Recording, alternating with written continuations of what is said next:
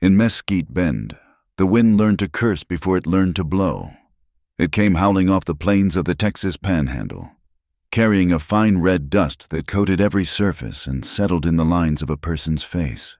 The dust was a second skin, a constant reminder that this town, gouged from the earth beside a new set of iron rails, was a guest in a land that had not yet decided to be hospitable. Isabel Cruz knew the dust intimately.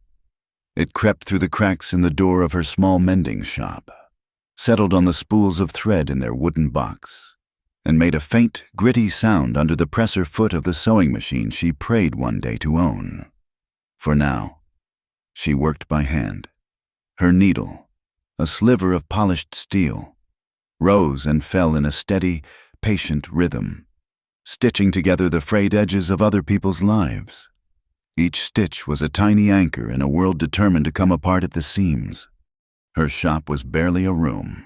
Wedged between the livery and the telegraph office, a simple sign, painted by her own hand, read, "I, Cruz Seamstress, mending and tailoring." From her window, she saw the lifeblood of Mesquite Bend pulse down the main street. Cattle drivers, their faces burned the color of old leather, strode toward the saloon. The blacksmith's hammer rang a steady beat against the heat. Kiowa traders, their expressions unreadable, came to barter for flour and salt. Sometimes a troop of cavalrymen would ride through, their blue uniforms a startling slash of color against the endless brown and red. Inside, the air smelled of laundry soap, hot ironing, and the corn tortillas her tia Lucha was likely patting out in their small living quarters at the back. Isabel was 23, and her world had shrunk to the length of her thread. Her goals were as simple and sturdy as a good backstitch. Live with decency. Send what little money she could spare to her younger brother, Mateo, studying in San Antonio, and save penny by agonizing penny for a used Singer machine she had seen in a catalog. With a machine, she could do more than mend. She could create. She could build a life that was not merely about patching up what was broken. A shadow fell across her doorway. Still at it, Mia. Tia Lucha stood there, wiping her flour-dusted hands on her apron. Her face was a beautiful map of wrinkles, each one earned through laughter or worry. "The sun is high. You should eat." Isabel held up a canvas work shirt, its elbow worn clean through. "Almost finished. Mr. Abernathy needs it for the evening train." "That man works his shirts harder than he works his mules," Tia Lucha observed, her gaze soft. "You are working too hard. This town, it takes and takes." Isabel knotted the thread and snipped it with her teeth. "It gives, too. Tia, it gives us a roof. It gives us work." She folded the shirt, the new patch a neat, sturdy square, a small victory. She would not allow herself to think about the sting of the well water on her skin, or the way the price of beef, the town's very soul, could plummet on the whisper of a telegraph wire from Chicago. She would not think of the whispers that sometimes followed her, the ones that noted her accent, her dark hair, her very presence as something foreign. She focused on the needle. The needle was honest. It did its job without judgment. Far down the street, a different kind of life moved to a different rhythm. Colton Hale rode his black stallion at a walk, his posture straight, his gaze fixed on the horizon as if he were measuring the curve of the earth itself. The whispers that followed him were of a different sort. "Richest man in Texas," they said. His cattle herds were so vast they took 3 days to cross a river. He owned salt mines that glittered like diamonds and held shares in the very railroad that was Mesquite Bend's reason for being. From the outside, Colton Hale was as hard and unyielding as the landscape.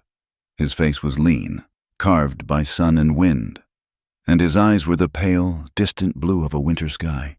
But inside, behind the wall of wealth and reputation, was a space hollowed out by grief. He turned the stallion toward his large, quiet house at the edge of town, the only 2-story structure in Mesquite Bend. On the porch, a small figure waited. Rosie, his daughter, was 6 years old. She had her mother's dark, serious eyes, and had spoken barely a dozen words in the year since Martha had been taken by the fever. She did not run to him, but her small body tensed with a silent welcome. He swung down from the saddle, his movements economical and sure. He did not smile. He had forgotten how— "Rosie," he said, his voice a low rumble. She simply watched him, her hand clutching a small cloth doll with a tattered dress. He knelt, his knees cracking. So they were at eye level. He wanted to ask about her day, about her lessons with Mrs. Whitcomb, the governess. He wanted to fill the crushing silence that had consumed his house, but the words were like stones in his throat. He had built an empire with his hands and his will, but he could not bridge the small, terrible distance between himself and his own child. He reached out and gently touched her hair. It was an apology, a promise, a plea. She leaned into his touch for a fleeting moment, and it was enough to get him through the rest of the day. Not everyone in Mesquite Bend was focused on mending or mourning. In the saloon, where the air was thick with the smell of stale beer and sweat, Mayor Amos Pike held court. Pike owned the bank, which meant he owned a piece of nearly everyone. He was a man whose smiles never reached his eyes and whose handshakes always felt like he was measuring your wrist for a manacle. His foreman, Ephraim Dugan, stood beside him, a hulking man with a face like a slab of raw beef.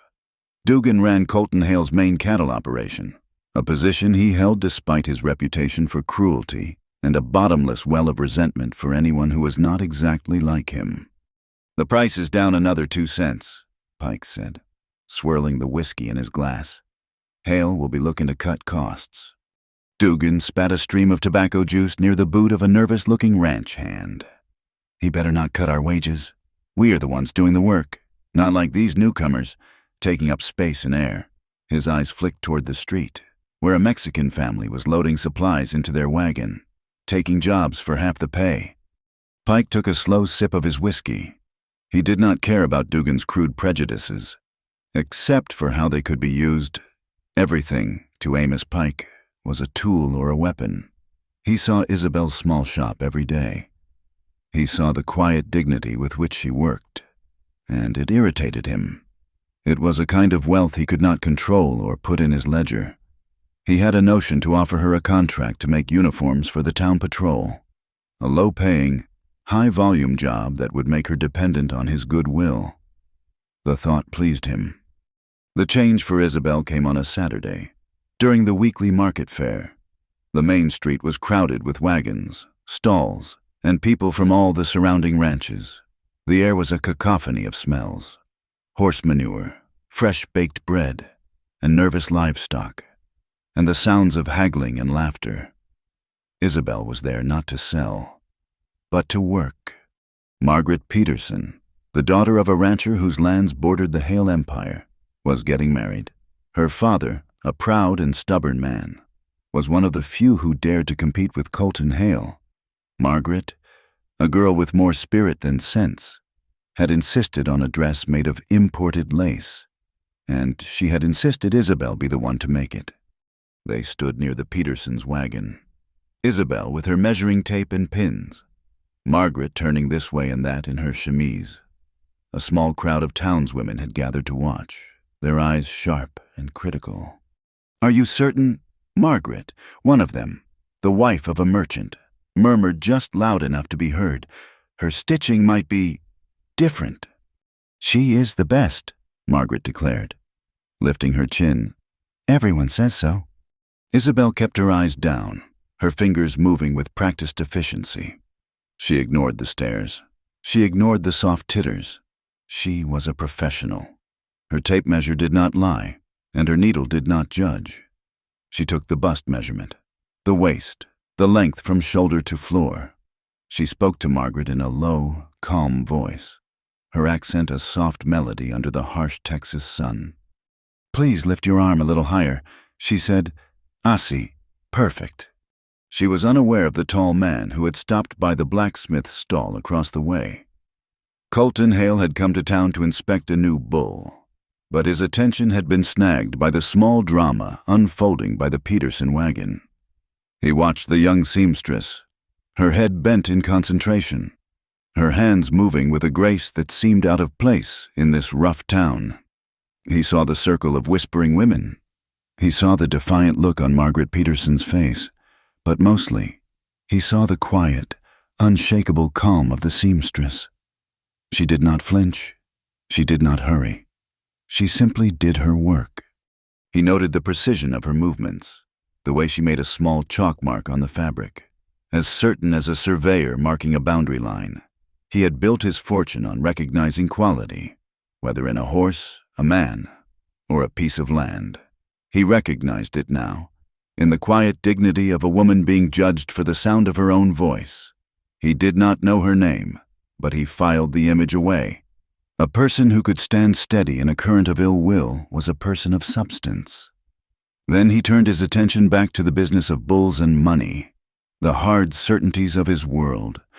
As the sun began to dip, painting the sky in violent streaks of orange and purple, Isabel packed her things. The measurements were taken. The contract was signed.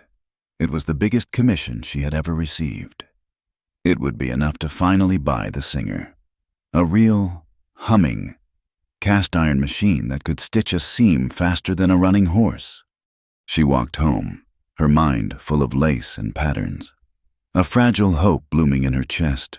The wind picked up, swirling the red dust around her ankles. But for the first time, it felt less like an assault and more like a dance. The whistle of the 5 o'clock train cut through the air, a long, mournful cry that spoke of distant places, of arrivals and departures, of a world that was changing, track by gleaming track. Isabel held her notebook of measurements tight to her chest. In this town of cattle and dust, she would build her future with a needle and thread. The heat of the following week settled over Mesquite Bend like a wool blanket. A dry spell had left the grazing lands brittle and brown, and the price of hay had climbed higher than a cat in a dog yard for Isabel, whose small world depended on the barter and trade of the community. It meant the few coins she earned had to stretch even further. Her aunt's 2 goats, whose milk was a staple of their diet, were looking thin. So she found herself at the horse auction. She was not there for the sleek quarter horses or the sturdy draft animals being paraded in the dusty paddock. She was there for the hay. Bringing the currency, she had her skill over her arm. She carried a small stack of denim and canvas work coats, patched and reinforced until they were stronger than new. She hoped to trade them to a rancher for a bale of feed, a fair exchange of labor for necessity. She stood near the back, away from the serious bidders and the swaggering horse traders, feeling small amid the crush of broad shoulders and wide-brimmed hats. The auctioneer's voice was a rhythmic, hypnotic chant, a language all its own. Around her, a knot of young cowboys, flush with a week's pay and feeling bold, were passing a flask. They noticed her standing alone, a quiet island in the sea of noise. One of them, a lanky youth with a cruel smirk, nudged his friend. He sauntered over, affecting a clumsy, exaggerated politeness. "Well now, what have we here?" he drawled, his eyes roaming over her stack of coats. He leaned in close, his breath sour with cheap whiskey. "Mace, how much for one of them coats?" He drew out the words, twisting the sound of her native language into a caricature. His friend snickered. Isabel's spine stiffened. She had heard it before, this casual mockery that chipped away at her dignity. She met his gaze, her own dark eyes unblinking. "They are for trade," she said, her voice low and steady. "For hay." The cowboy feigned confusion. "Hey, you hear that, boys? The lady wants to trade for hay." The laughter grew louder. Then, a heavier presence joined the circle. Ephraim Dugan, his bulk blocking the sun, pushed through the cowboys. He looked from Isabel to the coats, a sneer spreading across his face. He plucked one of the coats from her arm, holding it up as if it were a dirty rag. "Good stitching," he grunted, his tone begrudging. He tossed it back at her. "But that is not how we do business here." He leaned in. his voice a low growl that was meant for everyone to hear.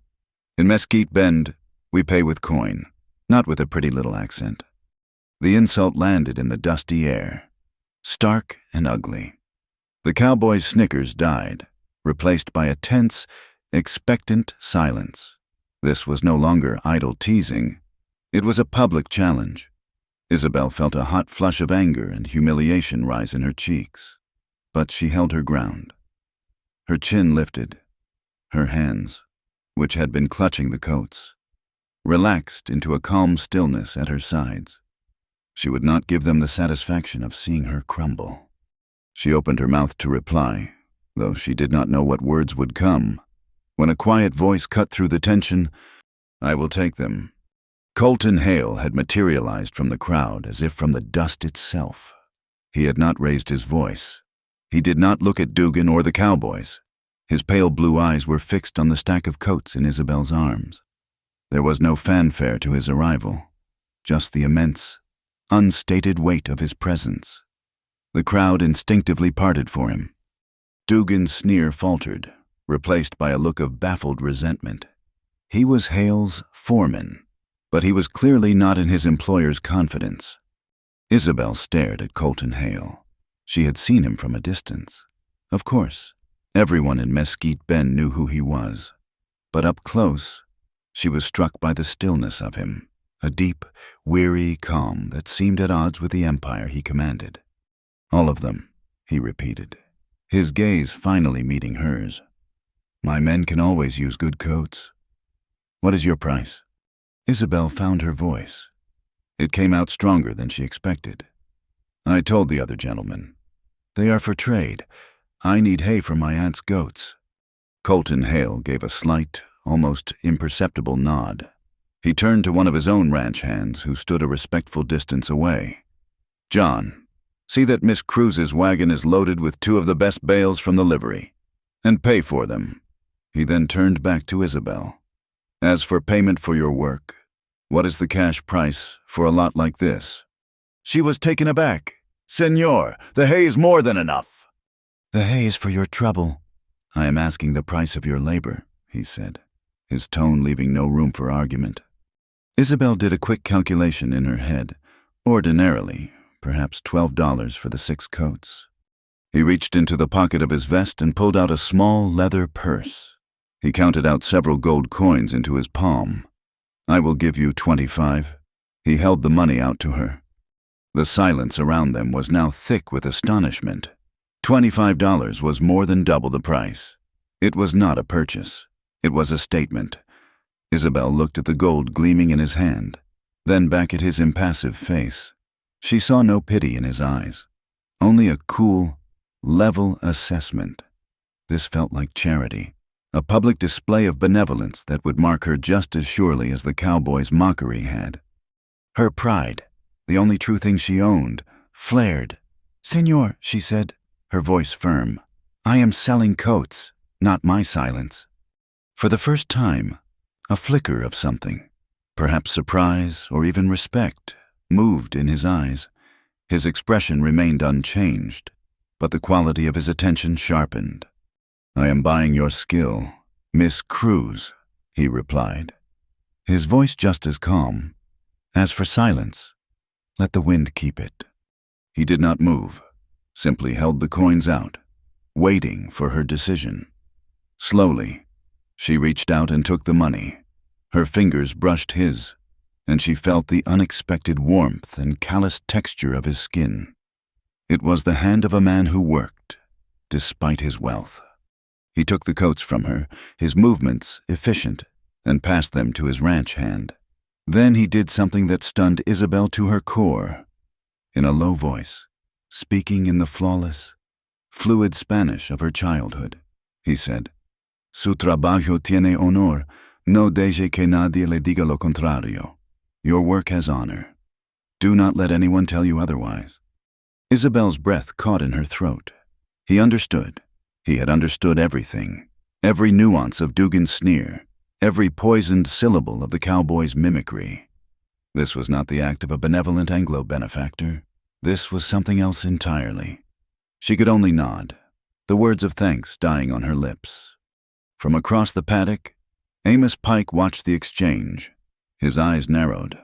He had been on his way to find the seamstress himself to present his offer for the patrol uniforms. Now, Hale had intervened. He had not just bought some coats, he had publicly validated the woman, elevating her from a target of casual sport to a contractor for the largest ranch in the Panhandle. Pike's plans for a low-cost contract evaporated in the dusty heat, replaced by a cold, simmering resentment. Colton Hale tipped his hat to Isabel, a gesture so formal it re-established the distance between them. "Have the coats delivered to the Hale Ranch main house by the end of the month. I will have a larger order for you then." And with that, he turned and walked away, the crowd melting back to its business. Though now the whispers were about him, and about her, the air had shifted. The looks she received were no longer just mocking or dismissive.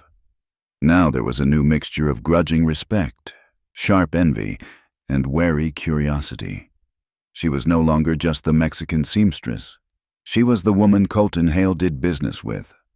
As she waited for her wagon to be loaded, the frantic clicking of the telegraph machine from the nearby office seemed to cut through the afternoon haze. It was a sound she usually ignored, but today it sounded like a nervous heartbeat, a reminder of the invisible forces that governed their lives, of prices falling and debts coming due. Later that evening, back in the quiet of her small home, Isabel counted the gold coins onto the small wooden table. They shone in the lamplight, a small dragon's hoard of possibility. The singer machine was now within her grasp. Tia Lucha sat across from her, a worried frown creasing her brow as she stirred a pot of beans. "It is a great deal of money, mija." "It is a fair price for good work," Isabel insisted, though she was not entirely sure she believed it herself. "Be careful," her aunt said softly, not looking up from the stove. "A gift from a rich man often comes with a hook." Isabel swept the coins into her purse, the metal clinking with a sound of finality. She thought of the coldness in Colton Hale's eyes, and the unexpected warmth of his hand. She remembered the perfect, unaccented Spanish, a secret he carried as privately as his grief. Was it pity that had moved him, or was it respect? She did not know. "I will be careful, Tia," she promised, as much to herself as to her aunt. "I will keep my boundaries." But she knew, with a certainty that both thrilled and terrified her, that the boundaries of her world had just been redrawn. The first delivery was an exercise in restraint. Isabel wrapped the finished coats in clean muslin, tied the bundle with twine, and hired a boy with a cart to take her to the edge of town where the Hale house stood. It was not a mansion in the Eastern sense, but for Mesquite Bend, it was a palace, built of solid timber and stone. It rose 2 full stories, its windows gleaming like watchful eyes over the dusty plains. It was a house built to withstand a siege. A severe-looking woman with her hair pulled into a tight gray bun answered the door. She introduced herself as Mrs. Whitcomb, the housekeeper. Her gaze swept over Isabel, taking in her simple dress and the bundle in her arms, her expression neither kind nor unkind, merely professional. "Mr. Hale is not in," she said, her voice crisp. "You may leave the delivery in the foyer. He will inspect it later." The foyer was cool and dark after the glare of the sun. The floors were polished wood, not rough planks, and a tall clock ticked with a solemn, measured beat. Isabel felt the immense distance between this quiet, orderly world and her own small shop, where the sound of the blacksmith's hammer was a constant companion. It was the distance between survival and dominion. She placed her bundle on a carved wooden bench, feeling as if she were leaving an offering at a remote and powerful altar. As she turned to leave, a small movement in a nearby doorway caught her eye. It was Rosie, Colton Hale's daughter. The child stood half-hidden, clutching the same worn doll Isabel had seen her with on the porch. She did not speak, but her large, dark eyes followed Isabel's every move. Isabel offered her a small, hesitant smile. The child did not smile back, but she did not look away either. A few days later, A tiny knock sounded on the door of Isabel's shop. It was so soft she almost mistook it for a branch scraping against the wood. When she opened the door, Rosie Hale stood on the step, alone, in her hands. She held out the doll. Its calico dress was torn at the shoulder, the stuffing beginning to peek out. "Can you fix her?" Rosie whispered.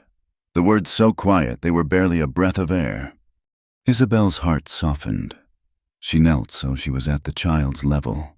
"Of course, I can," she said gently. "Every dress deserves to be whole.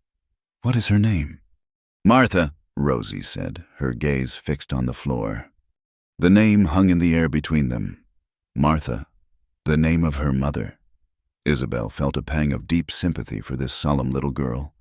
She took the doll with the same care she would have taken with a bolt of silk. "Come inside, Rosie," she said. "Martha can watch while I work." Rosie stepped cautiously into the shop, her eyes wide as she took in the spools of colorful thread, the scraps of fabric, the half-finished garments. Isabel sat at her workbench and, with a tiny needle and a single strand of thread, began to perform surgery. She did not just patch the tear, she worked a series of small, nearly invisible stitches, reweaving the fabric itself. As she worked, she spoke to the doll in a low, soothing murmur, just as her own mother used to speak to her. "There now, Martha, you were just a little frayed. We will have you ready for a dance in no time." Rosie watched, utterly captivated. A fragile trust was being stitched into place, right alongside the torn calico. When Isabel was finished, she handed the doll back. The dress was not just mended, it was perfect. A tiny, hopeful smile touched Rosie's lips. It was the first one Isabel had ever seen on her face. From a distance, down the street, Mrs. Whitcomb watched from the Hale buckboard, her expression unreadable. She had followed the child, but had allowed her this small, independent journey. The encounter with Rosie was a moment of grace, but the world outside her shop was growing colder. The news of her contract with Colton Hale had spread, and it had curdled into resentment in some corners of the town. The Ladies' Society, presided over by Mayor Pike's wife, Eleanor, began a quiet but effective boycott. Women who had once brought her their mending now crossed the street to avoid her doorway. A new sign was hammered onto the front of the one-room schoolhouse, its black letters stark and severe. English only. Isabel felt the chill. It was in the averted eyes at the general store, in the sudden silence that fell when she entered a room. Her business dwindled. Only the cowboys and ranch hands, practical men who cared more for a sturdy seam than for town gossip, still brought her their torn shirts and breeches. One afternoon, a young drover with a sunburnt face tried to bargain with her. "That is a steep price for patching a shirt, miss." Isabel held the garment up to the light, her expression serious. "You bring that cow of yours in for a fitting," she said, her tone perfectly even, "and I will consider a discount." The cowboy blinked, then let out a bark of laughter. He paid the full price without another word. The humor was a shield, but it was a thin one, and she felt the strain of holding it up, inside. She wrestled with a corrosive mix of pride and fear. She had earned Colton Hale's business with the quality of her work, she told herself, but the whispers of the town suggested otherwise, painting her as an opportunist who had somehow bewitched the rich man. She hated the feeling of being indebted, of having her success attributed to anyone but herself. The first dust storm of the season arrived without warning. The sky turned a sickly yellow, and the wind began to moan, a low, rising note of menace. Isabel rushed to secure her shop, stuffing rags into the cracks around the window frames. She drew a heavy red shawl over her head and shoulders, tying it across her face to keep the worst of the grit from her lungs. The red was a defiant splash of color against the suffocating brown world. Through the window, she saw the town disappear into a swirling vortex of red dust. It was a physical manifestation of the prejudice she faced, a choking, blinding force that sought to invade every space, to coat everything in a uniform layer of filth. She huddled over her work, protecting Margaret Peterson's wedding lace from the invading grit, her knuckles white. When the storm finally passed 2 days later, leaving a thick blanket of dust on everything, one of Colton Hale's men delivered her payment for the first batch of coats. The money was correct to the penny, the transaction as impersonal as ever, but inside the envelope, tucked alongside the crisp bills, was a folded piece of paper. On it, in a strong, clear hand, was written a single sentence. "Your stitches ride straighter than any trail boss." Isabel stared at the words. It was not a compliment a man would give a woman he was trying to flatter. It was a compliment a man who understood hard work and precision would give to a fellow expert. It was a nod of respect, a private acknowledgement of her skill that cut through all the public noise. It strengthened her resolve. The note came just in time, because her opponents were beginning to move more openly. Amos Spohn, thwarted in his plan to secure her services cheaply, sent the town constable to her shop. The man, a portly fellow who clearly disliked the errand, mumbled something about a new town ordinance. "Mayor Pike says we need to inspect the quality of all commercial goods," he said, avoiding her eyes. "And you will need to file for a mercantile permit. There is a fee, of course." Isabel knew there was no such ordinance.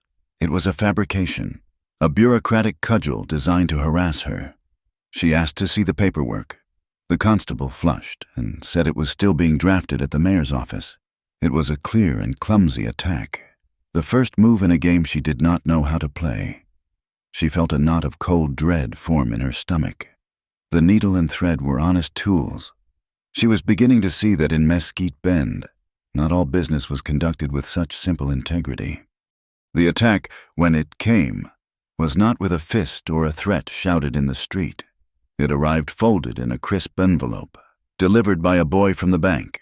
The paper felt cold and impersonal. Tia Lucha read the letter, her lips moving silently, her face slowly draining of color. She sank onto a stool, the letter trembling in her hand. "They say we owe back taxes on this land," she whispered, her voice thin with disbelief. "From before we even came here, they say the deed was not properly filed. It is a mistake." Isabel took the letter. The words were dense with legal phrases, but the meaning was as clear and sharp as a shard of broken glass. It was a demand for a sum of money so large it was laughable, an amount they could not earn in 5 years. The letter was signed by Amos Pike, president of the Mesquite Bend Bank. It was not a mistake, it was a weapon. The ledger book, with its neat columns and unforgiving ink, was being used to draw a noose. Pike could not force her to break her contract with Hale, so he was coming for her family, for the very ground beneath their feet. They went to the sheriff's office. Sheriff Miller was a man whose chair seemed to have grown into his body. He listened to their story with a practiced air of weary patience, his eyes looking past them as if at a more interesting spot on the wall. He scanned the letter from the bank. "Well, ladies," he said, pushing the paper back across his desk, "it is all official. Looks like you have a debt to the bank." "But it is not a true debt," Isabel insisted, her voice tight with the effort of staying calm. "The land was paid for. My uncle had the papers." "Paperwork is paperwork," the sheriff said with a sigh, as if explaining the weather. "The bank holds the note. You will have to settle it with Mr. Pike." He was a wall of indifference, a servant not of justice, but of the man who signed his paychecks. As they left, a young deputy, Ben Harlan, held the door for them. He was a tall, earnest young man, and Isabel recognized him. She had mended the sleeve of his uniform just a few months ago after he had torn it pulling a calf from a ditch. His eyes met hers, and in them she saw not indifference, but a flicker of troubled concern. He gave a slight, almost imperceptible shake of his head, a silent warning that this was a fight they could not win here. He was suspicious, she realized, but he was powerless. The weight of the threat settled heavily on Isabel. It was one thing to endure insults and boycotts, another to face the possibility of losing their home, of failing the family she had sworn to protect. She worked with a frantic energy, her needle flying, as if she could stitch a fortress around their small lives. That week, a different kind of trouble came. A fever swept through the town's children, a hot, dry illness that left them listless and weak. News came that little Rosie Hale had fallen ill. Isabel's heart went out to the girl and to her father. She knew the particular terror of a fever in a house already visited by death. 2 days passed, and the word from the Hale house was not good. The town doctor had been, with his black bag and grim pronouncements, but the child's fever would not break. That evening, as Tia Lucia prepared a poultice of mustard and herbs, an idea took root in Isabel's mind. It was a terrible risk, a violation of every boundary she had so carefully maintained. Her people had remedies the doctor did not keep in his bag, knowledge passed down from mother to daughter, of roots that cooled the blood and leaves that soothed a restless spirit. She waited until the moon was high and the town was wrapped in a deep, prairie silence. She gathered a small bundle of dried herbs, wrapping them in a clean cloth. "This is foolishness. Mija!" Tia Lucia whispered as Isabel slipped her red shawl over her shoulders. "You cannot go there." "I cannot stay here," Isabel answered, her voice resolute. The Hale house was dark, except for a single lamp burning in an upstairs window. The air was still and cool. She moved like a shadow, around to the back of the house. To the kitchen door she knew the staff left unlocked. Her heart hammered against her ribs. She was a trespasser, a thief in the night. If she were caught, it would be the end of everything. She slipped inside. The house was unnervingly silent. The tall clock in the foyer a lonely heartbeat in the dark. She crept up the main staircase, her bare feet making no sound on the polished wood. She knew which room was Rosie's. She had seen the child watching from that window. The door was ajar. Inside, the air was heavy with the scent of sickness. Rosie lay in the large bed, her small face flushed, her breathing shallow. Colton Hale sat in a chair beside the bed, his shoulders slumped in exhaustion. He looked not like the richest man in Texas, but like any father, helpless and terrified. His head was in his hands. He did not see her enter. Isabel moved to the bedside and laid a cool hand on Rosie's forehead. The heat was alarming. She worked quickly, her hands sure and steady. She crumbled the herbs into a bowl of cool water she found on the washstand, soaking a cloth in the fragrant infusion. She bathed the child's face and wrists, the scent of chamomile and feverfew rising in the lamplight.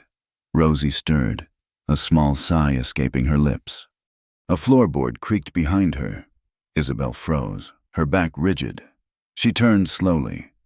Colton Hale was standing in the doorway. He had risen from the chair, and his face was an unreadable mask of shadow and light. He said nothing. He simply watched her, his pale eyes missing nothing.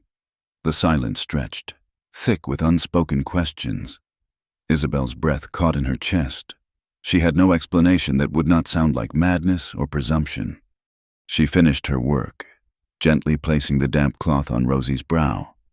She met Colton Hale's gaze directly, her own eyes conveying the apology and the intention her words could not. She had done what she came to do. She turned and walked out of the room, past him, expecting him to stop her, to call the sheriff, to accuse her. She was almost to the staircase when his voice came out of the darkness, low and rough with fatigue. "Gracias." Just that one word. It was not forgiveness. It was not permission.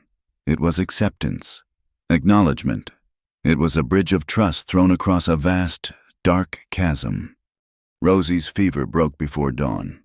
A few days later, she was back in Isabel's shop, looking pale but with a new light in her eyes. She held a piece of paper, a child's drawing of a house under a bright yellow sun. "I am all better," she announced. "I can see that," Isabel said, smiling. "It is a very sunny picture." Rosie looked up at Isabel, her expression serious. "Can you sew a rainbow?" Isabel paused in her work, a gentle humor touching her lips. "You bring the blue sky." "Little one," she said softly. and I will sew the rest." The fragile peace was shattered the next day. Isabel was at the mercantile, buying thread, when Ephraim Dugan entered. He had been drinking. He saw her and made his way over. His steps heavy. He stood too close, blocking her path. "Still taking the boss's money," he sneered, his voice loud enough for everyone in the store to hear. "Must be nice, having him pay for your pretty dresses." Isabel ignored him, turning to pay the clerk. Dugan was not finished. He leaned in, his voice dropping to a confidential, venomous whisper. "You know, that accent of yours is so sharp, I'm surprised it does not bend your needles." The insult was so crude, so personal. It struck Isabel like a physical blow. The clerk froze. A hush fell over the store. Before Isabel could even think of a reply, the front door opened and Colton Hale stepped inside. He took in the scene in an instant, Dugan looming over Isabel. The frozen tableau of the other customers, the flush of humiliation on Isabel's face. Colton's voice was quiet, but it had the chilling effect of ice on hot metal. "Dugan." The foreman turned, a look of surprise and guilt on his face. "You are a foreman on my ranch," Colton said, his eyes never leaving Dugan's. "Your job is to manage cattle, not to insult women in public." He walked over until he stood beside Isabel. A silent, unmovable wall of support. He did not look at her, but she could feel the protective energy coming off him. He was a man holding a barely controlled fury. "The contract I had with you to supply your own remuda is terminated, and you are suspended from your duties for a month without pay. Go home, sober up. Think about whether you want a job with me at all." Dugan's face turned a mottled red. To be dressed down, fired in public, was the ultimate humiliation for a man like him. He stared at Colton, then at Isabel, his eyes filled with a raw, impotent hatred. He turned and stormed out of the store. Colton stood there for a moment, the silence in the store absolute. He seemed to be wrestling with something, a deep, internal battle. Isabel could see the tension in his jaw, the muscle that jumped in his cheek.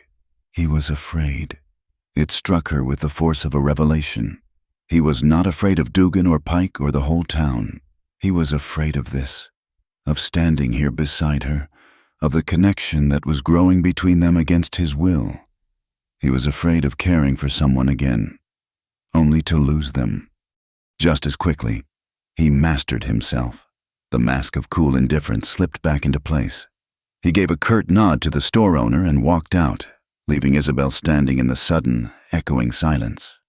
Later that afternoon, as if to underscore the growing tension, the telegraph began to chatter with bad news. A rider came from the station, heading for the Hale Ranch. Word spread like wildfire through the town.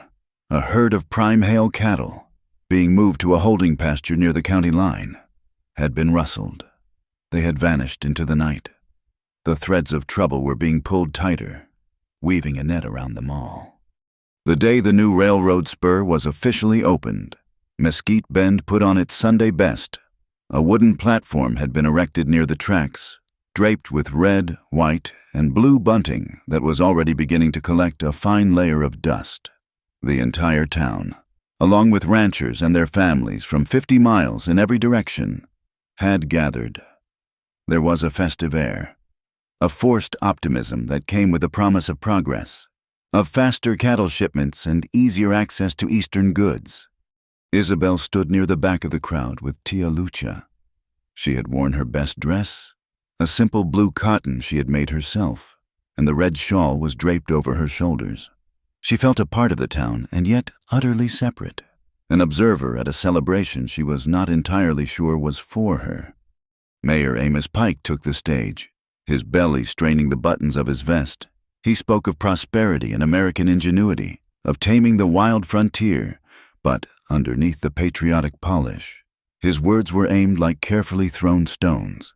He spoke of the hardy stock that had built their community, of shared values and a shared language that made them strong. He spoke of the need to protect their way of life from influences that might dilute or cheapen it.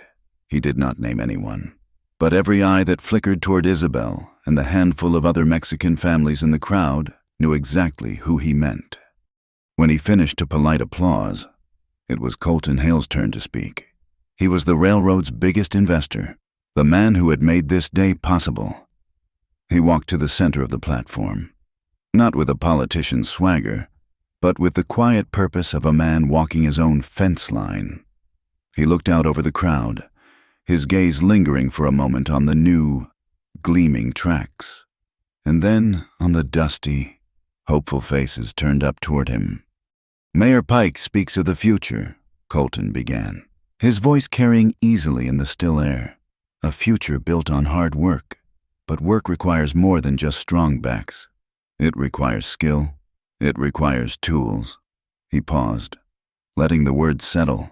A town is only as strong as its most skilled citizen. A ranch is only as strong as its best trained hand. To that end, Hale Enterprises is funding the construction of a new building here in Mesquite Bend. It will not be a saloon or a bank. It will be a vocational school, open to any man or woman in this county who wishes to learn a trade: blacksmithing, leatherwork, carpentry. A murmur of surprise rippled through the crowd. This was unexpected. This was real. Colton let the murmur die down before he continued. The first trade we will offer instruction in is one of the most fundamental: seamstressing and tailoring. For this, you need a master craftsman to lead the way. He turned his head slightly, and his pale blue eyes found Isabel in the crowd. He did not smile. He simply stated a fact. The head instructor for the sewing school will be Miss Isabel Cruz. The silence that followed was a physical thing. It was a collective, town-wide intake of breath. Isabel felt the force of 100 pairs of eyes turning toward her. She felt the blood rush to her face. Tia Lucha's hand gripped her arm. A small, grounding pressure. This was impossible. He had not spoken to her, had not asked. He had simply decided. The shock quickly curdled into whispers. On the platform, Amos Pike's face had become a thunderous mask.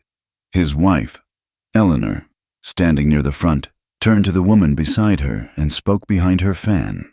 Her words a venomous hiss that would soon spread through the crowd like a prairie fire. She must have offered him more than just her stitching. The ceremony concluded, but the celebration was just beginning. A train car, its flatbed converted into a stage, had been pushed onto the spur, and a trio of fiddlers began to play a lively tune. As the crowd began to break apart, mingling and talking, Isabel felt trapped, the center of a storm of speculation. She saw Colton across the way, surrounded by men wanting to shake his hand. He looked uncomfortable, his formal suit and starched collar a cage for a man more at home in the saddle. She watched as he fumbled with the knot of his necktie, which had come slightly askew. He tugged at it, making it worse. It was such a small, human, helpless gesture. On an impulse she did not fully understand, she moved through the crowd toward him. The men around him parted, sensing a new development in the day's drama. She stopped in front of him.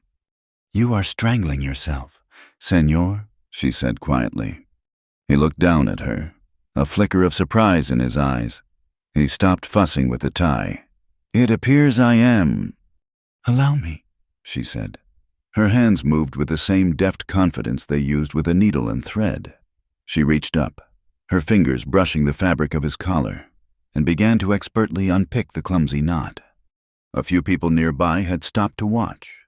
A low voice from the small knot of onlookers, one she recognized from the horse auction, drawled in a mocking, sing-song imitation of her accent. "Allow me, Señor." A few cruel snickers followed. Isabel froze, her hands still on his tie. The familiar shame washed over her, hot and suffocating. Colton did not raise his voice. He did not look at the man who had spoken. He looked directly at Isabel, and then he spoke over her head to the small crowd, his voice perfectly calm, perfectly clear, and in the most beautiful, classical Spanish she had ever heard. "La señorita Cruz es la mejor artesana de este estado. Cualquiera que se ría de su voz debería aprender primero otro idioma." The Spanish words fell into the Texas air, silencing the snickers instantly. The men who had been laughing now looked confused. Their mockery turned back on them. They did not understand the words, but they understood the tone. They had been dismissed. They had been found wanting. Colton had not just defended her. He had shifted the entire ground beneath their feet. He had taken their weapon, their ignorance, and revealed it for what it was. Isabel finished with the tie, her fingers trembling slightly. She smoothed the knot into a perfect, neat square. "There," she whispered, her eyes locked on the small pattern of the silk. "Thank you," he said, his voice back in English, low and meant only for her. The sun began to set. As darkness fell, the real show began. From a flat car down the tracks, fireworks were launched into the vast, darkening sky. They exploded in brilliant bursts of gold and red and green, their light washing over the faces of the crowd, turning them into a sea of brief, upturned masks. Isabel found herself standing next to Colton near the railing of the train car. A little apart from the others, the noise of the explosions made conversation impossible. In the fleeting, strobing light of the fireworks, she could see the weariness etched around his eyes. He was looking up at the sky, but his thoughts seemed to be somewhere else entirely. A particularly loud series of explosions made the train car shudder. She stumbled slightly, and her hand brushed against his. For a heartbeat, their fingers intertwined. A shock, warm and electric, passed between them. It was a simple, accidental touch, but it felt more significant than a shout. She pulled her hand back as if burned. He looked down at her, his expression unreadable in the intermittent darkness. Another firework bloomed overhead, illuminating the question in his eyes, the fear in hers. They were two people standing on a precipice, and neither was ready to jump. They did not dare. The final firework faded, leaving a lingering scent of sulfur in the air and a deeper darkness than before. The night felt heavy, ominous. From the west, the wind carried not the promise of rain, but the dry, gritty taste of the plains. People who knew the land, who could read the sky, began to murmur. It was the feel of a long drought, of a season of dust storms to come. Isabel thought of the new singer machine she could now afford, and a pang of worry struck her. Such a fine instrument would be no match for the insidious, grinding dust that was coming. As she and Tia Lucha made their way through the departing crowd, a figure stepped out of the shadows. It was Deputy Ben Harlan. He tipped his hat. "Ma'am," he said to Isabel, his voice low.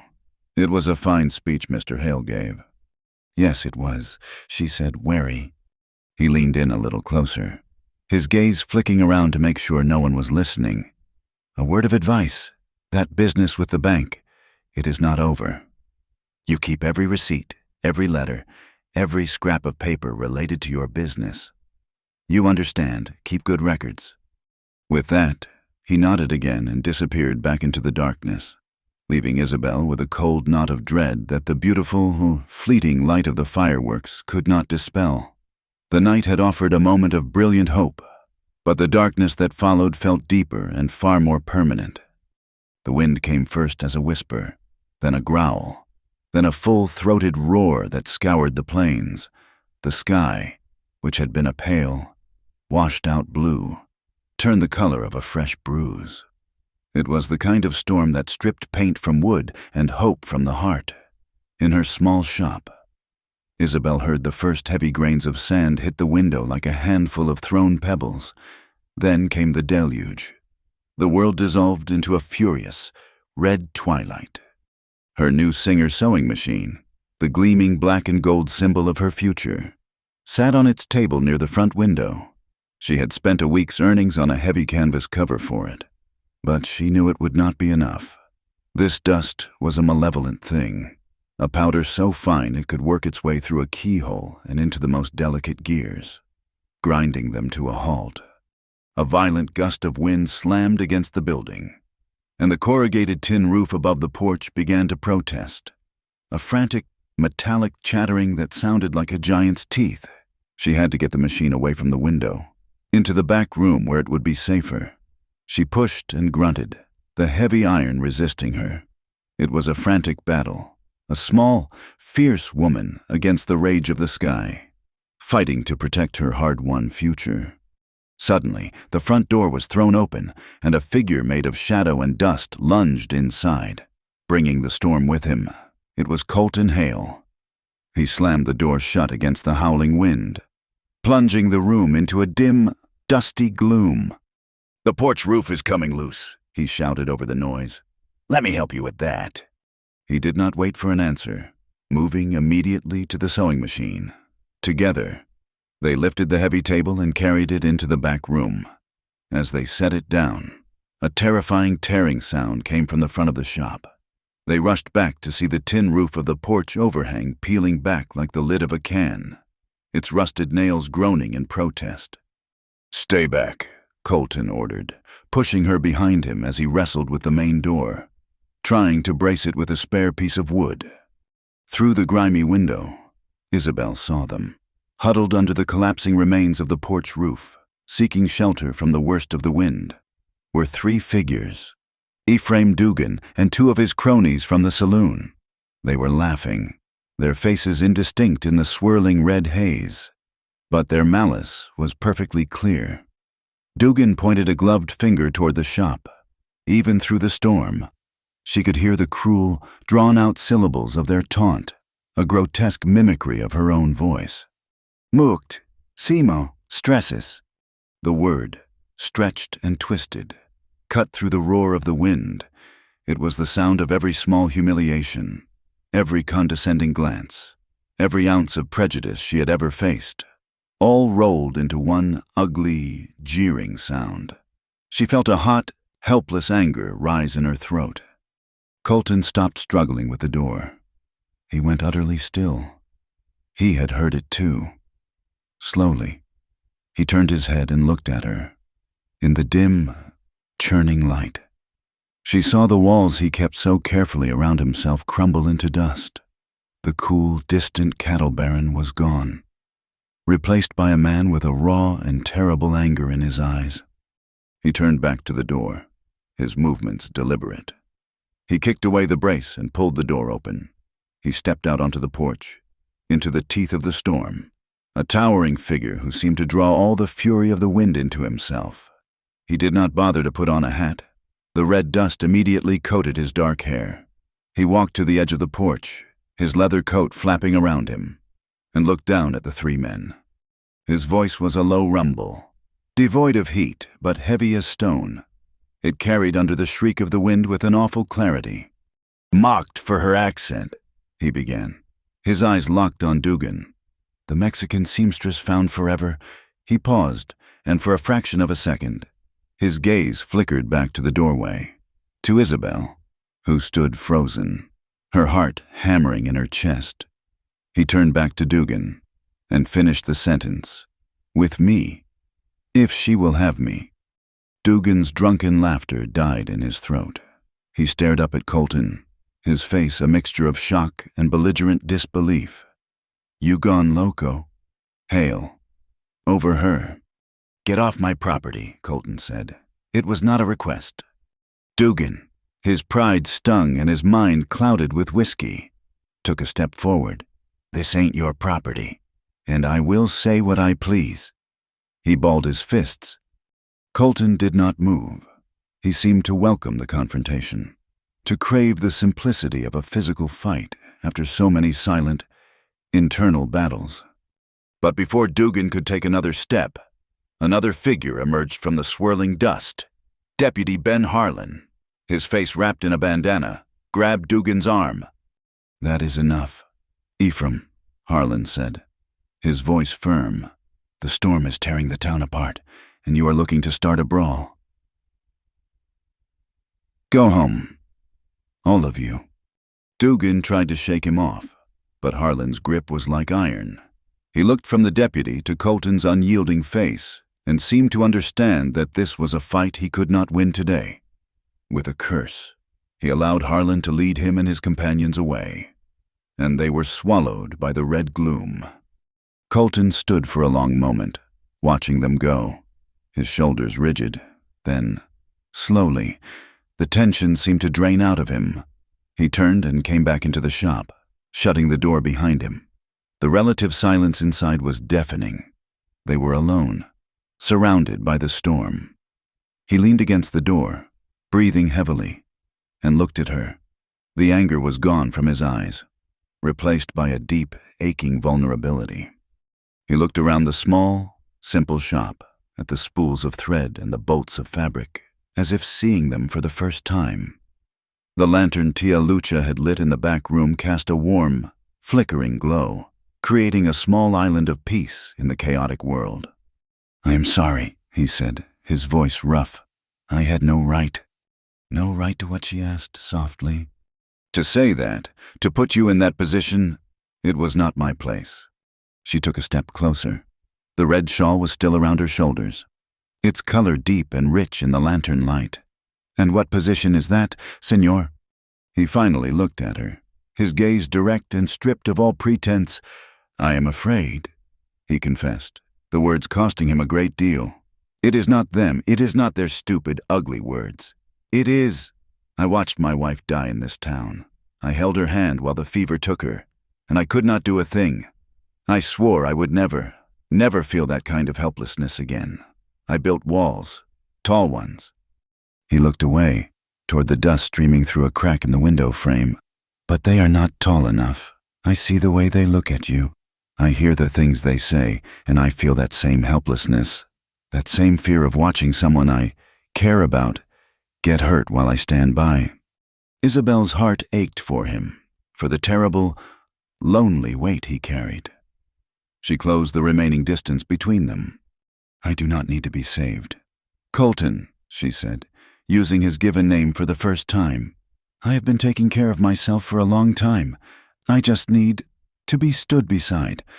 He looked down at her small, determined face, and a slow, sad smile touched his lips. "You are as tall as a fortress wall," she said, her voice barely a whisper. "A fortress wall is only good," he answered, his voice thick with emotion, "if it has a gate that opens." And then he reached for her. He did not pull her into a passionate embrace. He simply opened his arms, and she stepped into them. He wrapped his arms around her, and she rested her head against the solid wall of his chest. He smelled of leather and dust and the clean, sharp scent of the wind. It was an embrace of profound comfort, of shared loneliness, of a fragile and terrifying hope. They stood there for a long time while the storm raged outside, two people holding each other up against the weight of the world. When he finally spoke again, his voice was a murmur in her hair. "When this storm passes and the wind is quiet, I would like to ask you properly, Isabel. I will not have my words be something the wind can just blow away." She nodded against his chest, unable to speak. The warm light from the lantern fell across her red shawl, and for the first time, the color felt not like defiance, but like the steady, comforting glow of a hearth fire. Across the street, in the second-floor window of the bank, Amos Pike stood watching. He could not hear their words, but he saw the embrace. He saw the way the richest man in Texas held the Mexican seamstress as if she were the only solid thing in a world of dust and chaos. And in his cold, calculating heart, he knew that threats and public humiliation would not be enough. The law, with its unforgiving ink, was the only weapon he had left. The trap was sprung at dawn. The two jaws snapped shut at the same time, from two different directions. The first was a formal notice, nailed to the door of Isabel's shop. A heavy wax seal, bearing the emblem of the Mesquite Bend Bank, held the paper in place. The text within was cold and legal, declaring the premises seized due to the use of non-regulated textile goods, a charge as nonsensical as it was terrifying. It was Pike's checkmate, a move to crush her livelihood under the weight of a lie made official. The sheriff stood by with two deputies, their faces impassive, as a thick chain was padlocked around the door handles. Her shop, her future, was now a crime scene. At the same moment, A rider galloped into town from the west, his horse lathered in sweat, shouting for Colton Hale. The news spread through the already stirring streets like a disease. The Hale herd, the one that had been reported stolen, had been found. It had been driven onto a large swath of public grazing land, a clear violation of federal statutes. It was no longer a case of rustling. It was now a case of a rich cattle baron attempting to steal land and forage from the public trust. The townspeople, already on edge from the drought and low cattle prices, began to murmur. Pike had fanned the flames of resentment, and now Colton Hale, the aloof millionaire, looked like a common thief. The town was a tinderbox, and Amos Pike held the match. The interlocking pieces of the plan were brutal in their efficiency. Colton was trapped miles out of town, forced to deal with federal land agents and a panicked herd, his reputation suddenly on the line. Isabel was trapped in town, her business shuttered, her name sullied. The final, perfect detail was the discovery that the telegraph line to Fort Worth had been cut sometime in the night. They were isolated. There was no calling for outside marshals, no way to contact the regional authorities. Mesquite Bend would have to render its own justice, and Amos Pike was the only one sitting on the judge's bench.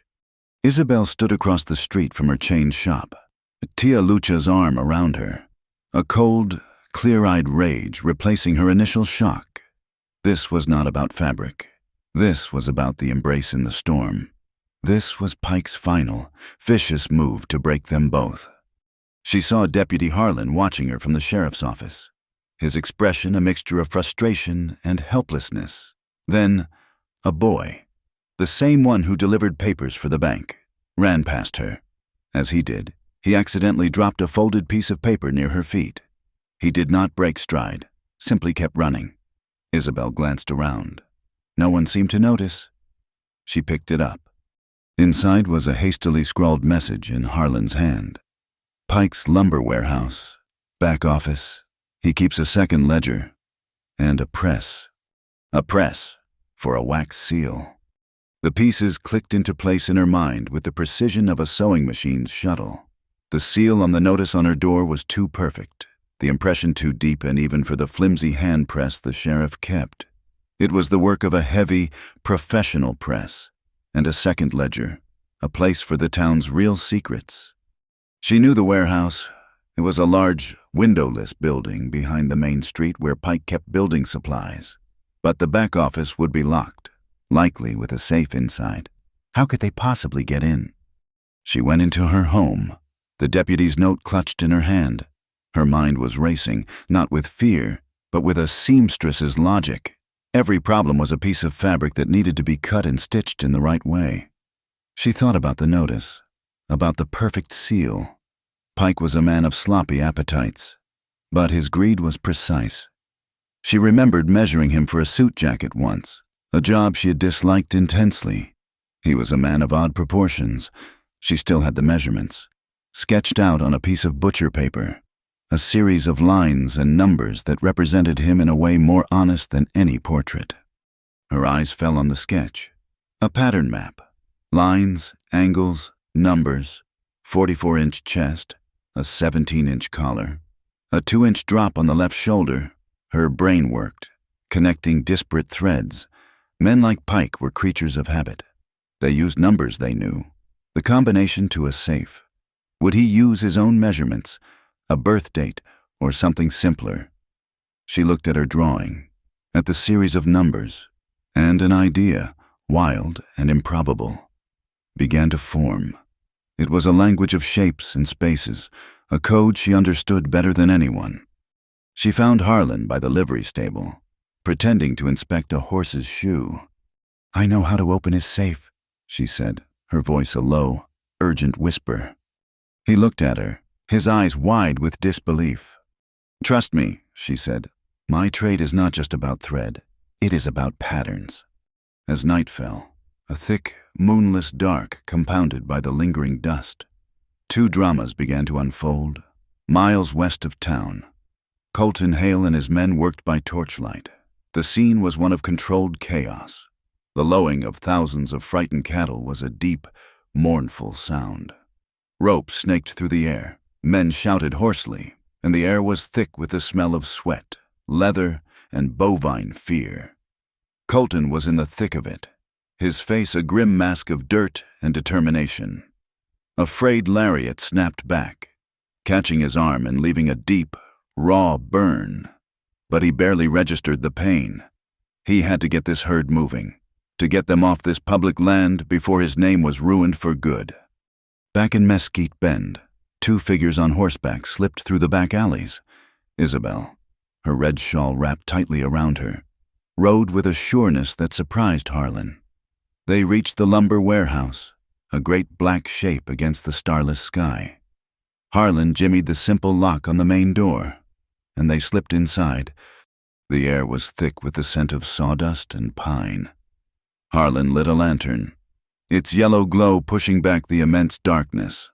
The back office door was, as expected, locked with a heavy deadbolt, but Harlan had come prepared. With a pry bar and a good deal of grunting, he forced the frame. Inside was Pike's secret world, a heavy desk, a chair, and against the far wall, a large black iron safe, and on the desk, a heavy, ornate press for making wax seals. All right, Harlan whispered, his eyes on the safe. What is your trick, Miss Cruz? Isabel knelt in front of the safe. It was a standard 3-number combination lock. She pulled out the crumpled sketch of Amos Pike's suit measurements. Men like this are arrogant, she murmured, more to herself than to him. They use what is familiar. She began to turn the dial, her fingers surprisingly steady. First right to 44, then left, past 0 to 17, then right again to 2. She pulled on the handle. Nothing. Her heart sank. It was a foolish idea. Wait, she whispered. She looked at the sketch again. It was not just the numbers. It was the sequence, the order of work. You measure the body, then the neck. Then you account for the flaws. The 2-inch drop in the shoulder, a flaw, a secret. She tried again. 44, 17. But this time, she thought about the geometry of it. A 2-inch drop. Not just 2. A measurement of difference. She turned the dial 2 full rotations past 0. A faint click echoed in the small room. She turned the handle. The heavy door swung open. Harlan stared, his mouth agape. Inside were not stacks of money, but 2 ledger books. One was the official bank record. The other, bound in dark leather, had no title. Harlan opened it. Inside, recorded in Pike's neat hand, was a shadow history of Mesquite Bend illegal loans, extortion, and a series of payments to Ephraim Dugan. And tucked in the back was a telegraph flimsy, a copy of a message sent a week ago, detailing a bonus for Dugan upon the successful relocation of the Hale herd. They had him. We have to go, Harlan said, grabbing the ledger. At that moment, the office door creaked open. Ephraim Dugan stood there, a revolver in his hand and a look of murderous rage on his face. He must have seen the light. Giving away the boss's secrets. Are we? He snarled. Harlan instinctively pushed Isabel behind him, his own hand going for his gun. Do not be stupid. Deputy, Dugan said, leveling his pistol. In the tense standoff, Dugan took a step back, bumping into the desk. The lantern teetered, then crashed to the floor. Glass shattered, and kerosene splashed across the dry. Sawdust covered floorboards. A spark from the broken burner ignited the fuel, and a whoosh of orange flame erupted, racing across the floor.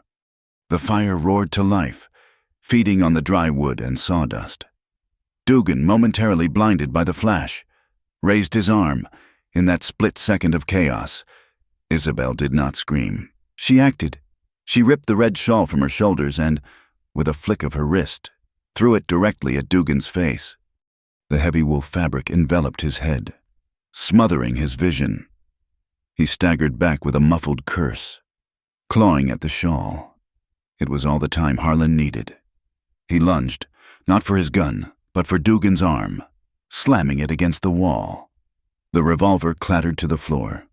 Flames were now licking up the walls. The warehouse was turning into an inferno. Harlan landed a solid punch on Dugan's jaw, and the big man crumpled to the floor, stunned. "Grab the ledger," Go Harlan yelled, coughing in the thick, black smoke. Isabel snatched the book from the floor where Harlan had dropped it. They scrambled out of the office and through the warehouse as the fire roared behind them. The heat a solid, pressing force. They burst out into the night air, gasping for breath, just as the roof of the warehouse began to collapse in a shower of sparks and embers. They rode hard for the center of town, where the fire had already drawn a crowd. They arrived at the same time as Colton, who, having secured his herd, had galloped back to town at the first sight of the glow in the sky. He was covered in grime, his arm wrapped in a makeshift bandage, his face a mask of fury. He saw Isabel, safe, clutching the ledger, and the look in his eyes was one of profound, gut-wrenching relief. There was no time for a formal court. Justice in the West was often a swift and practical affair, with the warehouse burning behind them, lighting the scene with a hellish glow. Harlan dragged the semi-conscious Dugan and the contents of the safe into the town church, the pews filled with silent, shocked townspeople. In the flickering lamplight, with the smell of smoke heavy in the air, Harlan laid out the evidence on the altar: the forged ledger, the telegraph, the official press seal. The truth was undeniable. Written in Amos Pike's own hand, Pike, who had come to watch the fire, was brought before the impromptu court, his face the color of ash. A respected old rancher, who had lost his own land to the bank years ago, stood up. "Amos Pike," he said, his voice ringing with the authority of a lifetime of honest work, "you are a thief and a liar. You will be held for the federal marshal, Ephraim Dugan. You are a bully and a hired thug. You have until sunrise to be out of this county. If you are ever seen here again, you will be shot on sight." It was done. The verdict was absolute. The law of the ledger had been defeated by the courage of a seamstress and the loyalty of a deputy. The system had failed, so the people had made a new one. The dawn broke over a wounded town. The air, usually clean and sharp after a storm, was thick with the bitter smell of wet ashes and charred pine. A plume of gray smoke still rose from the blackened skeleton of Pike's warehouse. The fire had leaped from the warehouse, consuming the roof of the livery stable and scorching the side of the adjacent feed store. Mesquite Bend looked like it had been in a brawl and lost. The heavy chain on Isabel's shop door had been cut, the padlock lying on the dusty boardwalk like a dead beetle. She pushed the door open, her heart a tight, anxious knot. The shop was a mess, coated in a film of soot and grime that had been blown in when the door was forced open. But it was the sight of her Singer machine that made her stop breathing. It had been near the back wall, away from the worst of the fire's heat, but a section of the roof had smoldered, and rivulets of sooty water had cascaded down onto it. The beautiful, gleaming black enamel was streaked with grime, and a large patch on the side was scorched and bubbled. The gold filigree beneath it turned a dull, burnt brown. It was a scar, a disfiguring wound on her most prized possession. She reached out and laid a hand on its cold, damaged surface. She felt not despair, but a quiet, stubborn determination. The machine was hurt, not broken, like her, like the town. It could be cleaned, oiled, and made to work again. The scar would remain, a reminder of the fire and the night they fought back. She had just begun the slow work of cleaning when a shadow fell across the doorway. It was Eleanor Pike's former friend, a woman who had been among the first to turn her back on Isabel.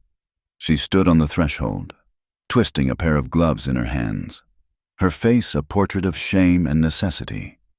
Her husband was a teamster. A flying ember had set his wagon cover alight, and it was now a smoldering ruin. "Miss Cruz," the woman began, her voice barely a whisper, "I was wondering if you might have the time to make a new canvas cover for my husband's wagon." Isabel looked at the woman, at her downcast eyes and her worried frown. She saw no triumph. only need. She thought of the whispers, the averted gazes, the cold shoulders, and then she let it all go, like letting out a long-held breath. Of course, Isabel said, her voice even and calm. She reached for her measuring tape. Let us see what is required. She was the first, but not the last. All through that day and the next, a slow, steady stream of people came to her door. Men whose work clothes had been torn or burned fighting the fire. Women whose homes had been damaged, needing new curtains to cover boarded-up windows. Many were the same people who had whispered about her, who had walked across the street to avoid her. They did not apologize with words, but with the quiet respect they now showed her, with the way they called her Miss Cruz, with the fair price they paid without haggling. She refused no one. Her hands, her needle, her skill, they belonged to the work, not to the grudge. She was not just mending clothes. She was stitching the frayed social fabric of Mesquite Bend back together, one sturdy, honest seam at a time. On the third day, Colton Hale posted a notice in front of the half-built structure that was to be the new school. He announced the creation of a Mesquite Bend Reconstruction Fund, seeded with a substantial amount of his own money, to provide interest-free loans for rebuilding. He also formally detailed his plans for the vocational school. The sewing workshop would be its first and largest classroom, but he was publicly inviting the town's blacksmith, its finest leatherworker, and a master saddler from a neighboring county to join as instructors. It was not a gift. It was an investment in the town's own abilities. He was not creating dependents. He was empowering artisans. That afternoon, Rosie came to the shop. She was carrying a piece of drawing paper with great care. It was a child's drawing, full of charmingly crooked lines and bold colors. It depicted a woman with dark hair, standing tall against a swirling red background. The woman was wearing a brilliant red shawl that seemed to billow in an unseen wind. A single spot of vibrant, unconquerable color in a world of dust. It is you, Rosie said, her voice full of solemn pride. Isabel knelt and looked at the picture, her heart swelling with an emotion she could not name. The child had not drawn her sewing or standing in a shop. She had drawn her standing in the storm, defiant and strong. Colton arrived a few minutes later, ostensibly to check on Rosie. He saw the drawing in Isabel's hand. He looked at it for a long time. Then he looked at Isabel, and a rare, genuine smile touched his lips. That, he said quietly, belongs in the entrance to the new school, so everyone remembers that rebuilding is not just about timber and nails. Life began to settle into a new rhythm, slower, more deliberate. The tension that had gripped the town was gone, replaced by the shared purpose of hard work. One morning, a group of young cowboys came into her shop to be measured for new denim trousers, their wages from the last trail drive jingling in their pockets. One of them, a lanky boy with a face full of freckles, puffed out his chest. "You had better sew some extra room in the waist of mine." "Ma'am," he said with a grin, "for my future beer belly." Isabel did not smile. She simply snapped her measuring tape smartly against his side. "I sew for the man you are today," she said, her tone crisp and businesslike. "Your future will have to take care of itself." The other cowboys howled with laughter, and the boy's face turned a shade of red that nearly matched her shawl. The moment was light, but the meaning was clear. The town's respect for her was no longer conditional. It was earned. In the quiet hours of the evening, after Tia Lucha had gone to bed, Isabel would sit at her workbench, cleaning the delicate parts of her scarred sewing machine with a soft, oil-soaked cloth. As she worked, she allowed herself, for the first time, to think beyond the next stitch, the next meal, the next dollar to send to her brother. Her dreams had always been practical, anchored to the earth, a roof, a machine, a safe life. Now, watching the town slowly heal, watching the walls of the new school rise, she felt her own horizons expanding. She thought of a home filled not just with the scent of hot ironing, but with the smell of fresh baked bread. She thought of a child's drawing hanging on a public wall. She thought of a man's quiet, steady presence, a man who had stood with her in the storm, She was no longer just surviving. She was beginning to imagine what it might feel like to truly live. Deputy Harlan stopped by one afternoon. He was wearing the sheriff's star. Miller, he explained, had decided on a sudden and permanent retirement.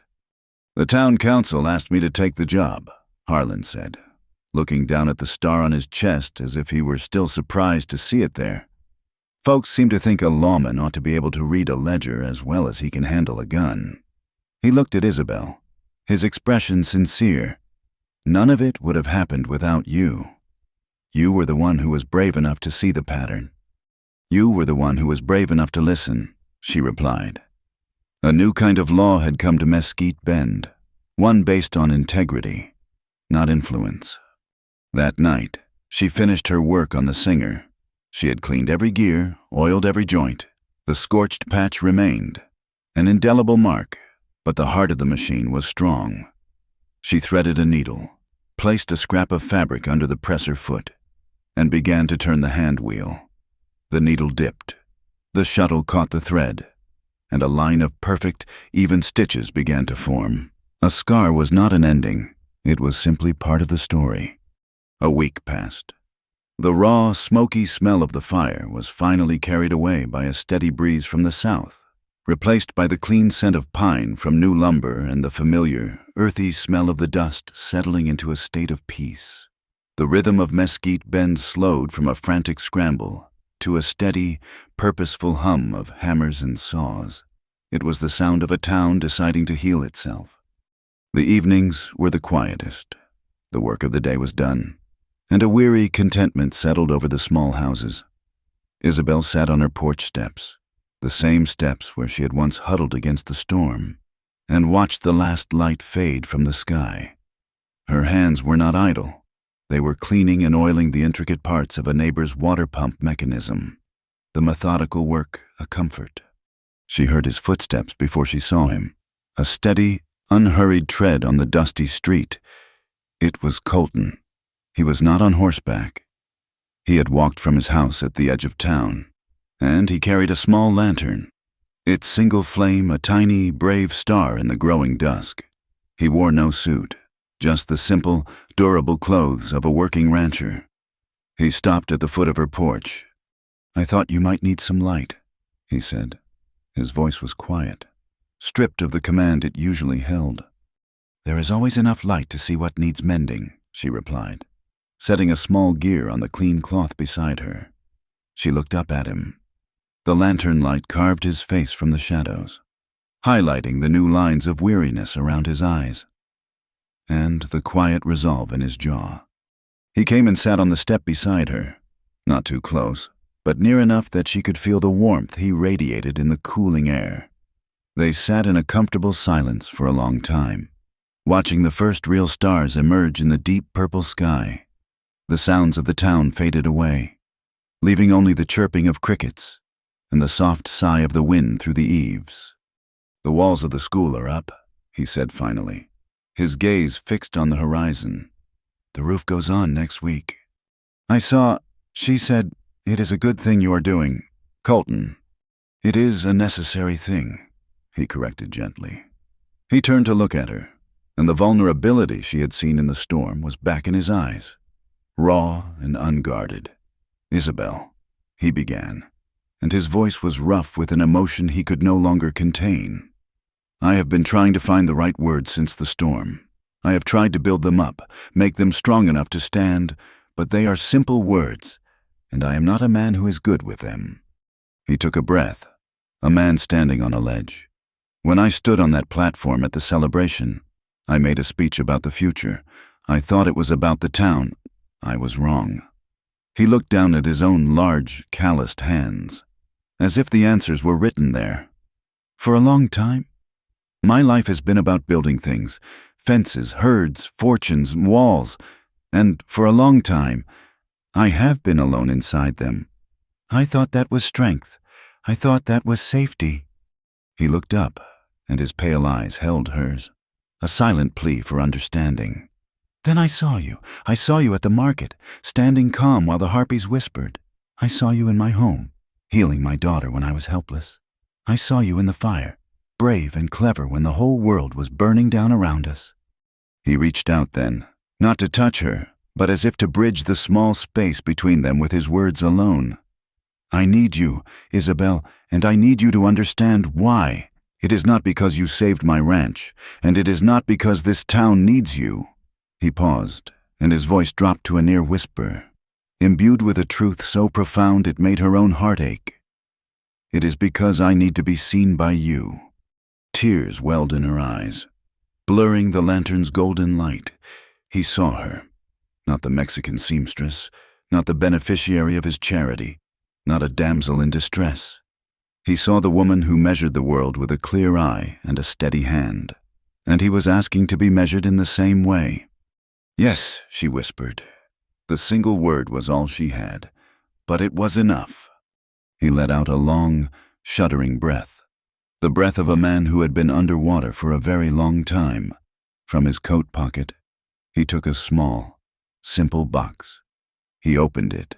Inside, on a bed of dark velvet, lay a silver ring. It was not ornate. It was a simple, sturdy band, but engraved on its surface was the delicate, unmistakable image of a needle and a single, perfect thread, circling the band and meeting back upon itself. He took the ring from the box and held it out. I had the blacksmith make it. He said. He took her left hand, his touch gentle, and slipped the ring onto her finger. It fit perfectly. There is something else. He turned her hand over, showing her the inside of the band. In tiny, perfect letters, 2 words were engraved, seen and chosen. She touched the words with the thumb of her other hand, tracing their shape. It was the most beautiful thing she had ever seen. He did not let go of her hand. There is one more thing you need to know, he said, his voice serious. A story I have not told anyone in this town.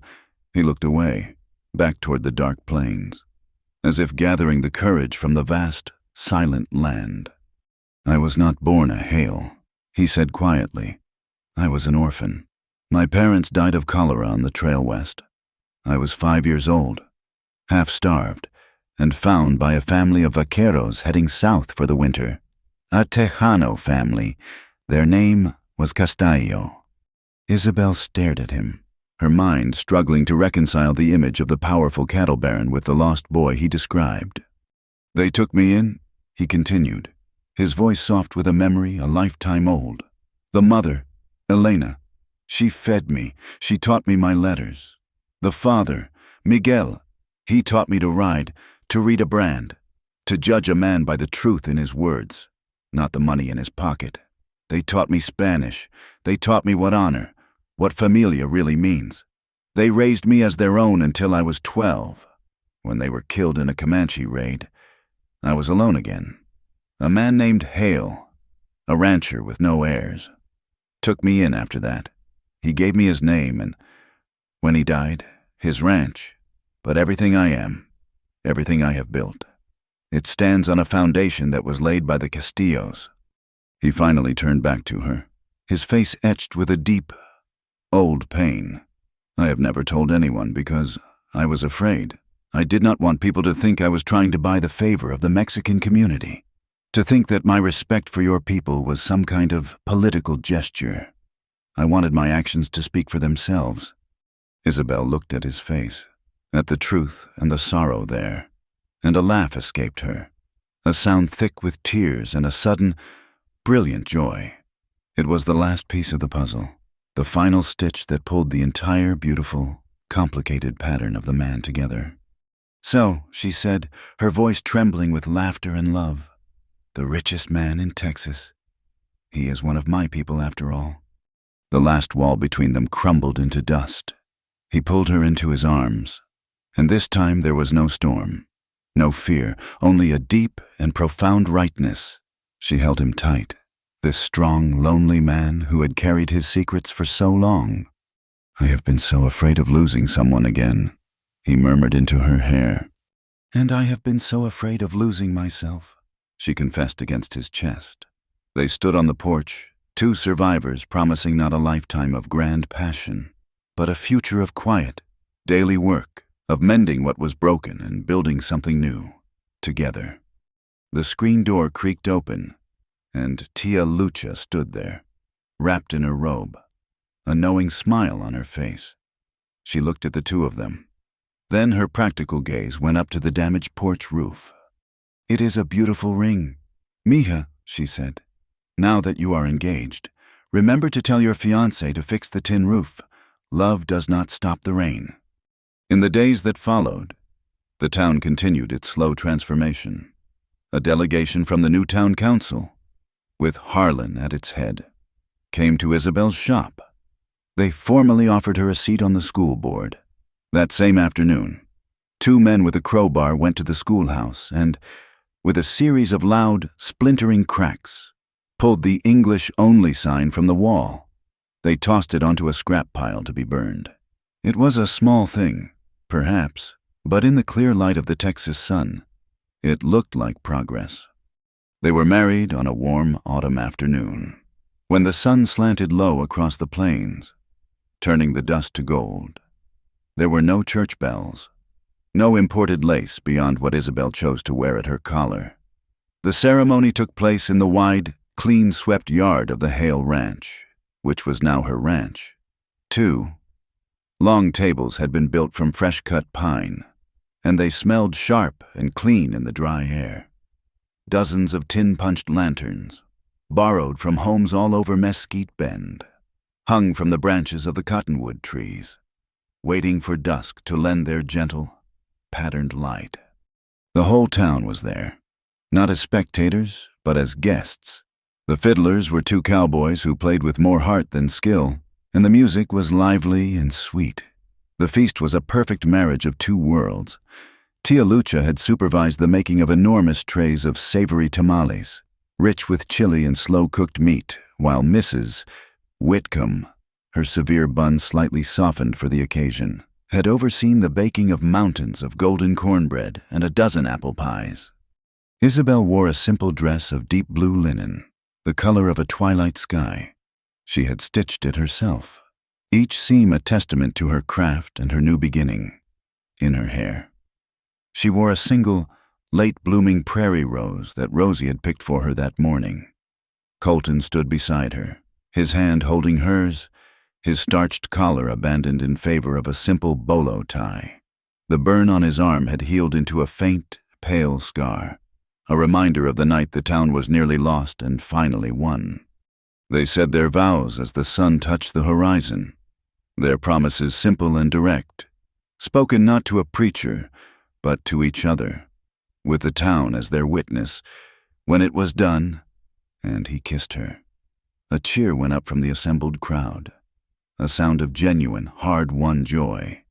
As they turned from the makeshift altar, a small figure broke away from Tia Lucha's side and came running across the yard, her small legs pumping, her face alight with an emotion too big for her small body. It was Rosie. She did not run to her father. She ran directly to Isabel, her arms outstretched. "Mama."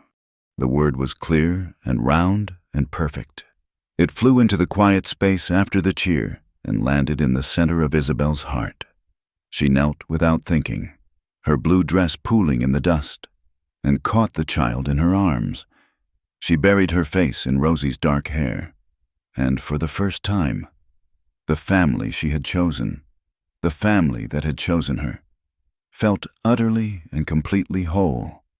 Colton knelt beside them, his large hand resting on his daughter's back, and in that small circle of three, a new world was born.